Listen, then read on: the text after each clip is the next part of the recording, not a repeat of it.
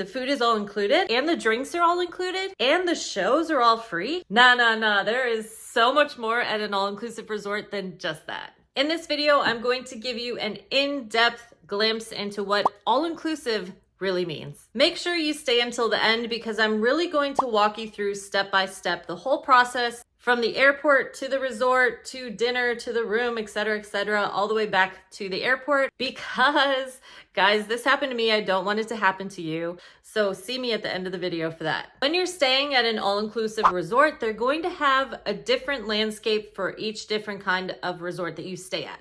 Some of them are more luxury, some of them are smaller. Is it couples only?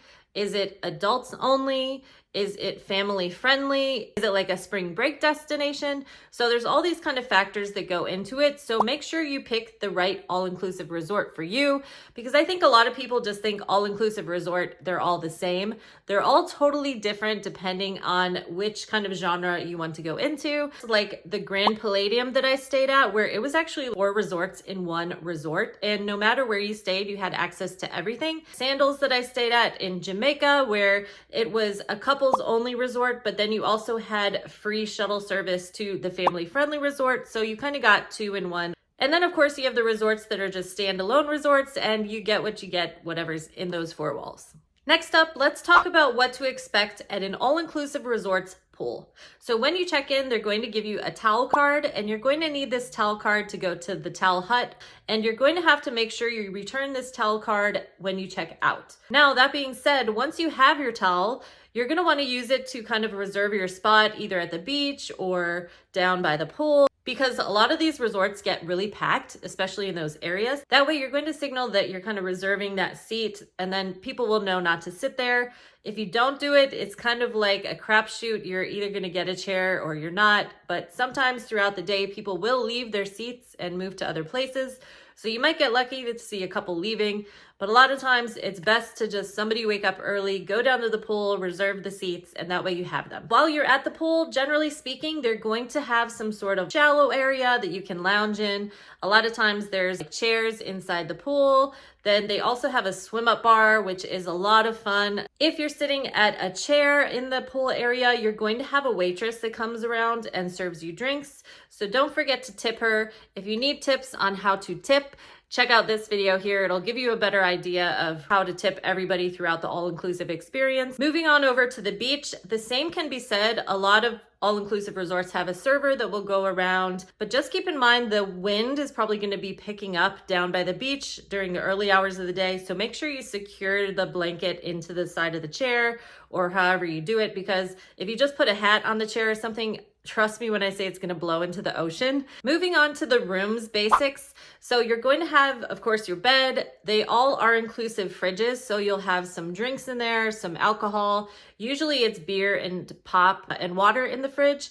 And then some of them even have like a little mini bar of liquor and stuff, but a lot of them mostly just have the beer and the drinks in there. Then you have your shampoo, conditioner, you've got soap. In the closet, they're going to have hangers and there'll be a safe. There's always an ironing board and an iron. And then there's also a hair dryer. And that's basically most of the basic stuff. Some of them do have the option to have a balcony, so you might get lucky if you're on a higher floor. They'll have a little seated area where you can kind of chill. They'll also have like a desk area if you need to do work. And these resorts are usually an open-aired concept. A lot of times the door doesn't close all the way on the bottom. This is pretty consistent with a lot of like island bathrooms. Keep that in mind. Each place is different, and remember that it is an all-inclusive spot. So if you need more beer or more towels or whatever, just call down to housekeeping and they'll have somebody run some over. Next up, we have the entertainment. Guys, when I say there's so many opportunities for entertainment, this list goes on, and this is the same at every all-inclusive resort. Obviously, they'll kind of have different shows and things. If you want an idea of what entertainment looks like, make sure you check out this video. But the idea is down by the pool, they're going to have games and different sports. Like everywhere usually has beach volleyball, stuff like that. Then you're usually going to have like live entertainment at the lobby bars and different areas of the resort. And then you have your dinner show. So sometimes that's during dinner, but a lot of times it's right after dinner, like around 9 o'clock or so.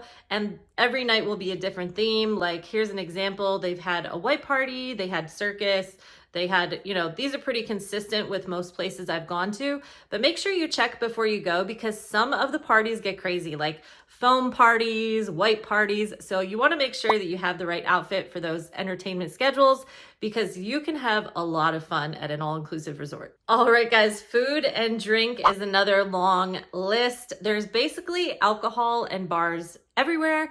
Like this last place that I stayed, they had like 30 bars and restaurants. Each place is different. If you're looking to have that nice meal every night, see the reviews on how the food is before you book at that particular all-inclusive resort. The one that I went to this past time, the Grand Palladium, you can check out their food here. They had things like an Asian restaurant, Japanese, hibachi, a Mexican place, Spanish place, steakhouse, Italian, basically any genre that you could think of. They had about 6 buffets.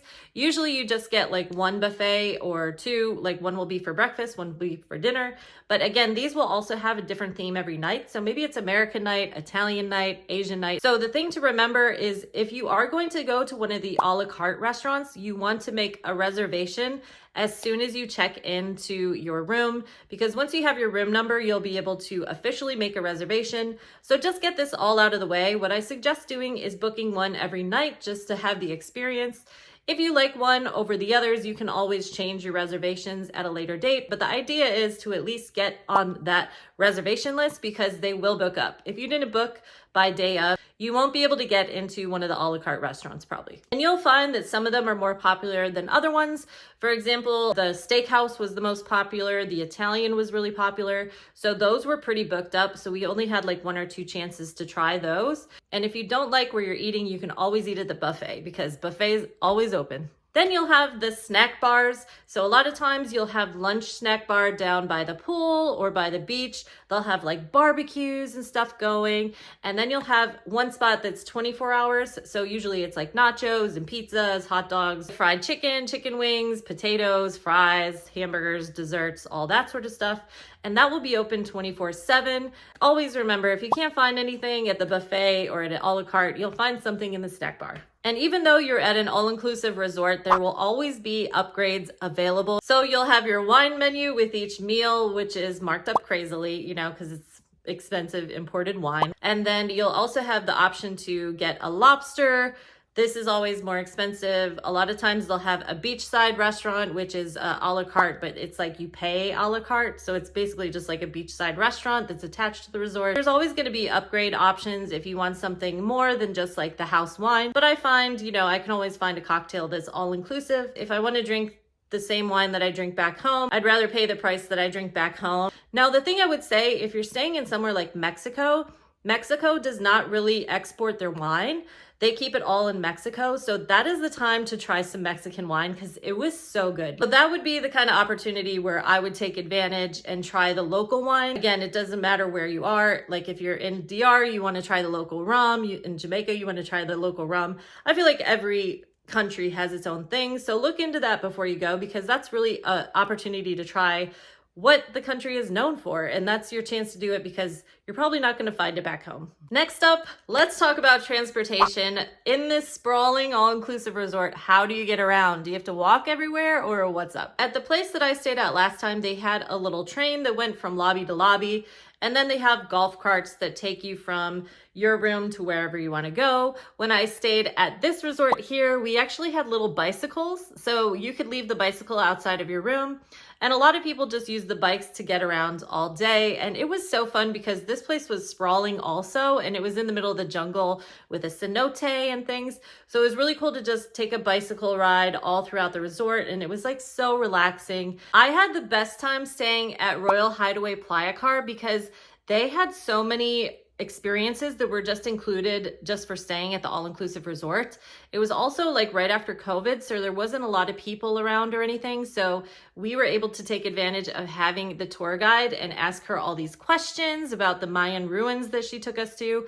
There was also like a bike tour through Playa del Carmen. So I really suggest doing one of the excursions that's included in the all-inclusive before you start paying extra to go outside of the resort. They'll also usually have a shuttle that brings you into town. So we were able to like walk around around the city and just explore and shop and everything. Included on the resort, they have a bunch of different water sports. So Sandals had these little like sailboats that you could take out into the water. They had like a banana boat ride. You can also reserve like a boogie board or things like this. They had a whole bunch of water experiences there. I want to explain a little bit about the airport before I go into the process of, the all-inclusive resort experience. Because, guys, this happened to me. I don't want it to happen to you. The reason that I harp so much on why you should get the shuttle included in your package is because what if your phone dies? My phone died. We couldn't find the reservation because it was in the phone. We didn't print any of it off. So definitely print off your information. Basically, what we had to do was go over to the shuttle people and just say, we booked with JetBlue. They were like, oh yeah, JetBlue right over here. And they took us right to the shuttle. So we were like stressing out. We're like, where's the reservation? How are we going to get to the resort? And all we had to do was say the airline's name. And they took us right to the shuttle. Like, what? It was that easy. Just like save yourself the drama, have it already set up when you get there. And either way, even if your phone's dead, it'll be an easy process. So once you land, go pick up your luggage, obviously. Then you're going to go through the airport, walk past all the timeshare people, all the taxi people. You want to go to where the shuttles are, and that's always outside of the airport. So just go outside the airport and you will find them. So you're probably thirsty from being on the plane and you're ready to start your vacation. They usually have an outside bar area. Go ahead and buy yourself a beer because sometimes the shuttle ride from the airport to the resort, depending on what resort you're staying in, the ride is like an hour. So feel free to grab a beer. A lot of times they let you bring it on the shuttle with you. You're good to go. Next, you're going to talk to the shuttle people and they're going to set you up with your shuttle driver. So then the shuttle driver is going to take you to the resort. Then once you're at the resort, a lot of times they give you like a nice cool towel to like relieve some of the heat from your body. They give you a welcome drink. You're going to go to the check-in counter.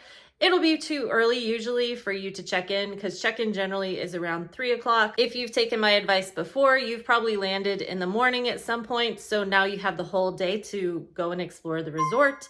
So at this point, what you're going to do is go ahead and change into your bikini and your poolside outfit and leave your luggage with the bell desk. So at the bell desk, they'll just give you a tag. And then once your room is ready, you can come and check back at 3 o'clock. It should be ready by then. And they're going to give you a room number. So then once you have your room number, this is where the fun begins because you can make your reservations for the a la cartes and all that fun stuff. So then after you make your reservations for the a la carte, go ahead, go to your room, check it out, check your water, make sure the toilet flushes, make sure there's no like clogs in the sink. Then you are free to do whatever you want. And then after that, you're going to go back to the room, get ready, go to dinner, then go to a show. Now, at some point between the first or the second day, you're going to get a text message, probably on WhatsApp if you have it. If you don't, just go to whoever your shuttle service provider was. They'll usually be in the lobby area.